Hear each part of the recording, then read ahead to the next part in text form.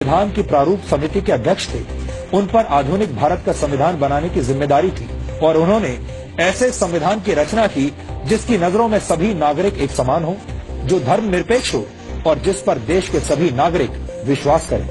एक तरह से भीमराव अंबेडकर ने आजाद भारत के डीएनए की रचना की थी। इसके अलावा डॉक्टर अंबेडकर की प्रेरणा से ही भारत के फाइनेंस कमीशन यानी वित्त आयोग की स्थापना हुई थी। डॉक्टर अंबेडकर के आइडियाज से ही भारत के केंद्रीय बैंक की स्थापना हुई, जिसे आज हम रिजर्व बैंक ऑफ इंडिया के नाम से जानते हैं। दामोदर घाटी परियोजना, हीराकुंड परियोजना और सोन नदी परियोजना को स्थापित करने में डॉक्टर अंबेडकर ने बड़ी भूमिका निभाई थी। भारत में एम्प्लॉयमेंट एक्सचेंजेस की स्थापना भी डॉक्टर अंबेडकर के विचारों की वजह से ही हुई थी। भारत में पानी और बिजली के ग्रिड सिस्टम की स्थापना में भी डॉक्टर अंबेडकर का अहम योगदान माना जाता है। भारत को एक स्वतंत्र चुनाव आयोग भी डॉक्टर भीमराव अंबेडकर की ही देन है। ये वो योगदान है जिन्हें आजादी के बाद की तमाम सरकारों ने हमेशा ही अनदेखा किया है। यानी योजनाएं और विचार अंबेडकर के थे, लेकिन उनका श्रेय दूसरे नेताओं ने लूटा। यहां हम आपको भारत के पहले प्रधानमंत्री पंडित जवाहरलाल नेहरू और डॉक्टर भीमराव अंबेडकर के बीच चले राजनीतिक शीत युद्ध यानी पॉलिटिकल कोल्ड वॉर के कुछ उदाहरण भी बताना चाहते हैं। डॉक्टर अंबेडकर जवाहरलाल नेहरू की सरकार में प्लानिंग का मंत्रालय चाहते थे, लेकिन नेहरू ने अंबेडकर को सिर्फ कानून मंत्रालय दिया, प्लानिंग मंत्रालय नहीं दिया। डॉक्टर अंबेडकर विदेश और रक्षा मामलों की समितियों में सदस्यता चाहते थे, लेकिन नेहरू सरकार ने डॉक्टर अंबेडकर को ऐसी किसी भी समिति का सदस्य नहीं बनाया। डॉक्टर अंबेडकर नेहरू सरकार की विदेश नीति से असहमत थे। डॉक्टर अंबेडकर हिंदुओं में सामाजिक अधिकार और महिलाओं को संपत्ति का अधिकार देने की बात करने वाले हिंदू कोड को समाज सुधार के लिए जरूरी मानते थे, लेकिन नेहरू सरकार ने अंबेडकर के मंत्री रहते हुए हिंदू कोड को स्वीकार नहीं किया। यहां तक कि डॉक्टर अंबेडकर को भारत रत्न सम्मान देने के लिए भी कोई पहल नहीं की गई। उनकी मौत के 34 वर्षों के बाद 1990 में वीपी सिंह सरकार ने उन्हें भारत रत्न से सम्मानित किया, जबकि कांग्रेस ने डॉक्टर अंबेडकर को भारत रत्न से सम्मानित करने के लिए कोई कदम नहीं उठाया।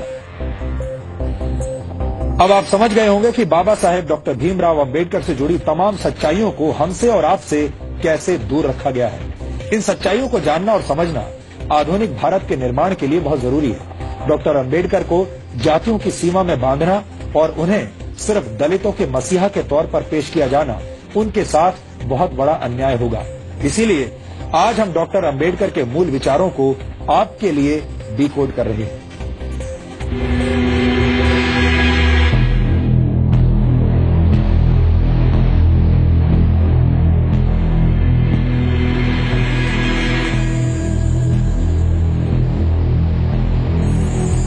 ये गुलामी से संघर्ष करते भारत की तस्वीर है।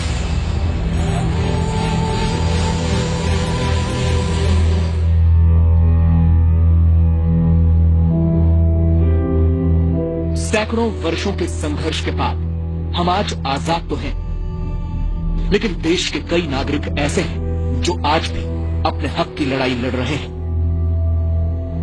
देश में समान अधिकार, ये सपना पहली बार बाबा साहब डॉक्टर भीमराव अंबेडकर ने देखा था, जो आज तक पूरा नहीं हो पाया। अपनी पढ़ाई के दौरान बाबा साहब भीमराव अंबेडकर को इस बात का एहसास हो गया था कि भारत दो तरह की गुलामी में जकड़ा हुआ है। पहली, अंग्रेजों के दमन और अत्याचार की गुलामी, तो दूसरी तरफ जाति और वर्ण व्यवस्था से अपमान और तिरस्कार सहने की गुलामी।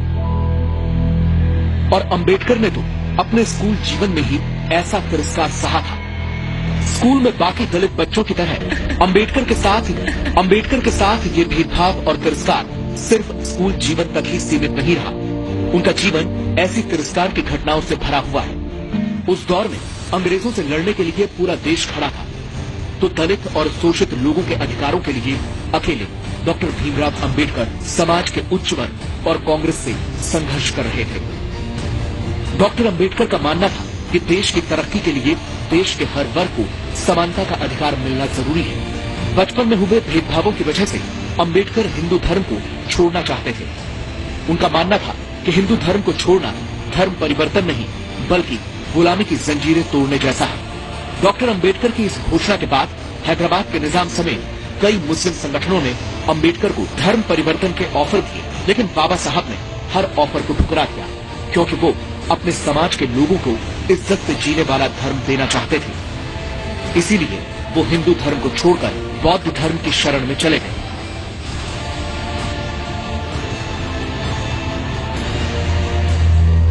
अगस्त 1947 को आजादी का जश्न डॉक्टर बाबा साहब अंबेडकर के लिए एक बड़ी जिम्मेदारी लेकर आया। देश की नई सरकार को देश का संविधान बनाने के लिए एक काबिल व्यक्ति की तलाश थी, जिसे कानून की जानकारी के अलावा देश और दुनिया की समझ और समाज की जरूरतों के बारे में पूरी जानकारी हो। और ये तलाश डॉक्टर अंबेडकर पर खत्म हुई। डॉक्टर भीमराव अंबेडकर को देश का पहला कानून मंत्री बनाया गया, जिन्होंने अपनी बिगड़ती सेहत के बावजूद महज 2 साल के अंदर देश को एक मजबूत संविधान दिया।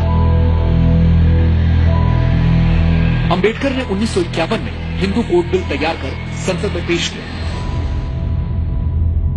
जिसमें महिलाओं को समान अधिकार की बात कही गई। हिंदू कोड बिल के तहत पिता की संपत्ति में बेटी को समान अधिकार, विवाहित पुरुष को एक से अधिक पत्नी रखने पर प्रतिबंध और महिलाओं को भी तलाक का अधिकार शामिल था। लेकिन रूढ़िवादी हिंदू ताकतों और सरकार के अंदर ही बिल का विरोध करने वालों के सामने हिंदू कोड बिल लागू नहीं हो सका और सरकार में अपना प्रभाव घटने से निराश होकर डॉक्टर अंबेडकर ने 1951 में मंत्री पद से इस्तीफा दे दिया। अपने इस्तीफे में डॉक्टर अंबेडकर ने लिखा, आज हिंदू कोड बिल की हत्या कर दी गई, ऐसे में मेरा मंत्री बने रहने का अर्थ समझ में नहीं आता।